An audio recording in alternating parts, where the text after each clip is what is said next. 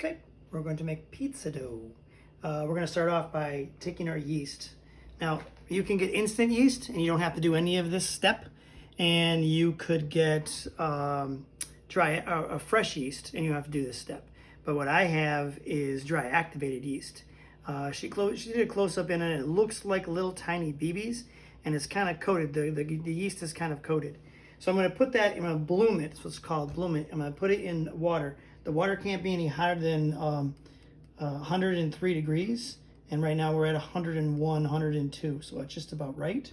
So all you simply do is take your yeast and sprinkle it into the warm water. All right. And the yeast would like a little bit of food. So I'm going to put just a little pinch of salt inside of there. And what's going to happen is you'll have a reaction. So I'm going to give this a little stir. And we're going to let this sit for about 5 minutes. And it'll bloom, it'll activate, you'll see, and then we'll make our pizza dough. Okay, so you can actually see the yeast activating and moving. It's a living organism. Earlier, I made a mistake. I called this salt and it's actually sugar. The sugar is what they're going to eat. That's going to be their food. I was also asked a question too, and the question was, why would you pick this yeast when you have to go through this step? I choose this yeast because it lasts longer than fresh yeast or instant yeast. Okay. Allowed our yeast to ferment and to bloom. Typically what I tell my students to do is measure your water, make sure it's the right temperature, measure your yeast, put it in, put a little sugar in there, and let it bloom while you're scaling the rest of your ingredients. By the time you get done scaling your other ingredients, you can come back to it and it'll be ready to use and you'll be ready to mix. So with the pizza dough, it needs oil. This is just vegetable oil. I'm going to put it in with the liquid. It makes it easier when I add it into the flour. If I add the liquid portion, if I just put that straight in, it gets absorbed and it goes all in one spot. It also causes the yeast to react a little funnier too. All right, so then also in my pizza dough, we're going to have sugar. It's actually sugar this time. And we have salt. All right. Now, we have the KitchenAid mixer, and we're going to use the dough hook attachment. You simply just slide it on. Hopefully I can slide it on. And you push it in until you can spin it. Drop it down. This is a Suzy Homemaker model, so I have to put that in place. I'm going to turn this on nice and slow. Now, if you're using one of the ones that we have at school, these also are KitchenAids, and they do not have a guard, so make sure you do not put your hand inside the bowl at all. Use a rubber scraper. Make sure it's turned off, completely off, and stop moving before you put your hand anywhere near it. So we're going to take our yeast, and we're just going to simply pour it in. Yeast and water, excuse me. And we're going to put it in small, very slowly, small amounts. Now this can be done on the tabletop. Essentially what you would do is you would take the flour and you would make what we call is a well. You put the flour on the table, mix the salt and the sugar with it, and you make it into a big circle. Put your yeast water in the middle and you slowly add it in. But since we have a machine that will do it for us, then we'll use that machine.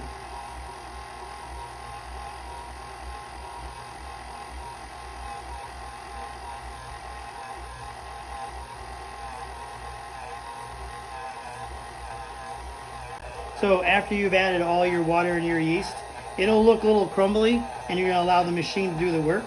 If you had it on the tabletop, you would be kneading it with your hands. So we're going to keep on letting it go.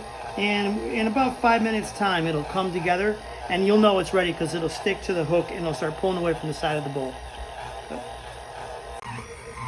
Okay, so we're a few minutes down the road.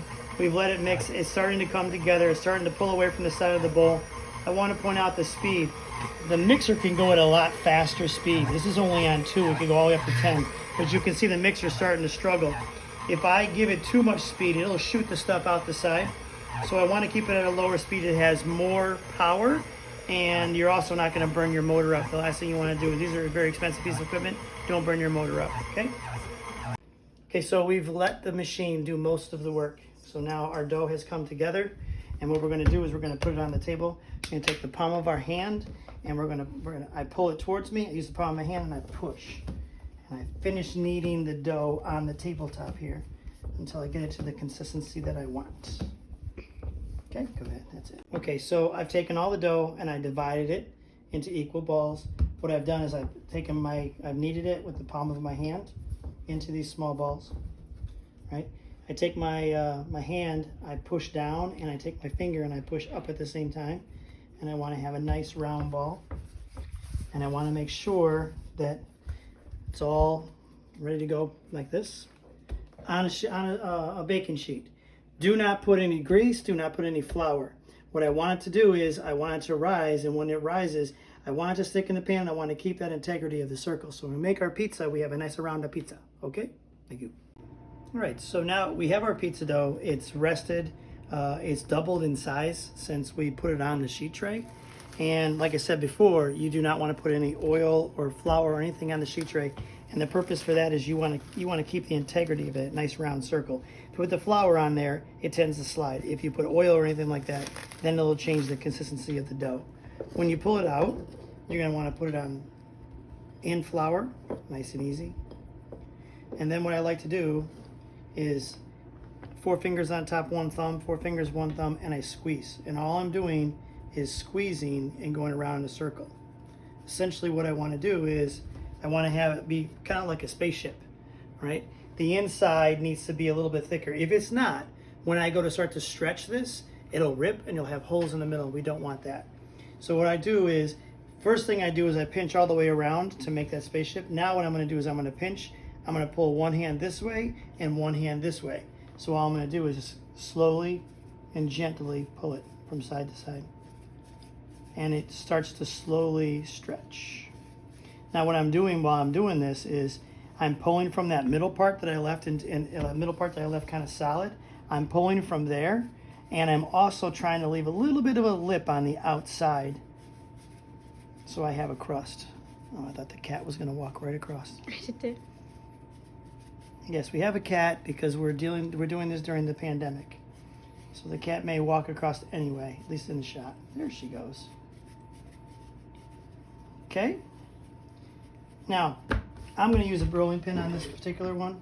When you use the rolling pin, you start in the middle and you come back. You come away. In the middle, in the middle.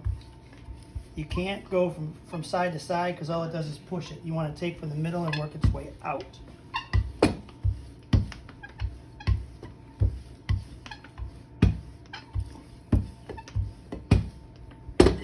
Now once I've done that, I can lift it up. No, you need to stay. You can make a fist. And my fist is coming up towards the camera. My thumb is pulling away. And all I'm doing is kind of going around in a circle and I'm stretching it. Now, pizza is definitely an Italian thing. And what I usually tell my students is, we all know the song, right? And I tell them, da da da da da da da da da da, hey. All right, so when you twist it, when you throw it up in the air, you make 2 fists, 1, 2, and you throw it and you twist your hands. Okay, pretty simple, pretty easy, no problem. Everybody can do it. Okay, once you have it rolled out, now I'm not trying to go too big because I'm using a Suzy Homemaker oven, and I don't have a lot of the oven is really tiny, and I want it to fit on my peel. This is known as a peel. Right, so what you do, you've rolled out your pizza dough, you take your peel, I'm going to do it this way, actually I'm going to do it this way. Alright, you take cornmeal, sprinkle cornmeal on. Now what the cornmeal is going to do, 2 things. One, when I slide it into the oven, right, it's going to give it a little bit of something to put underneath the pizza dough. So what will happen is the air will be able to go underneath and it'll be able to crisp up the crust. Alright, second thing it's going to do is when I go to put this into the oven, by putting the cornmeal on here, when I lift up the peel, the pizza will slide off. It kind of uses it as a roller.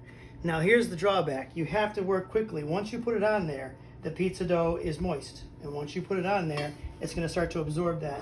So once you have it on, you go right on over. You put on your, actually before I do that, I'm going to put a little bit of olive oil on because I like the olive oil. I have a brush already ready to go. I'm going to brush the olive oil in.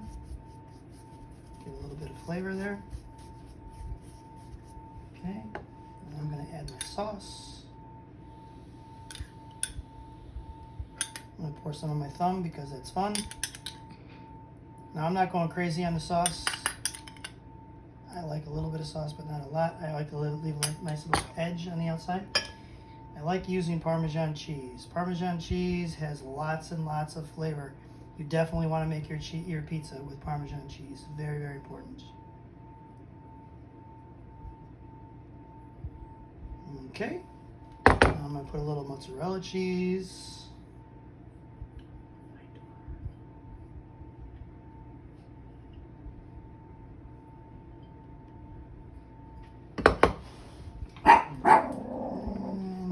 Dog barking in the background because that's always fun. Okay. Good. Okay, so now I have my pizza all prepared. Right? I'm gonna go to the oven, open it up, slide it in, and you can see how it slides off nice and easy. And again, how small my pizza the oven is. Boom. Go. All right, so now our pizza is done. It's been actually about 7 minutes. Doesn't take very long. Get my peel underneath and slide it. Now I have to make sure I lift it nice and easy and level. All right, close that oven back up. Just like that, it comes right off. Okay, now it's just as that simple. Just go ahead and cut it. Whoa, almost lost it. Don't want to do that. Spin it around. Now, I'm going to show you a little chef trick. What you do is, you go like this, and you go like this. Take that part out, that's for the chef to eat. Put that back together, and people don't even know that you took some of the pizza. All right, the other thing, pizza, obviously, all of you have had pizza in your life. You can put anything you want on your pizza. Pineapples gives me the willies on a pizza, but if that's your thing, knock yourself out. You can put whatever kind of vegetable, whatever kind of seafood, whatever you want on your pizza. It's totally up to you. That's where the culinary arts magic comes in. And when you make up your own thing. Thanks for watching.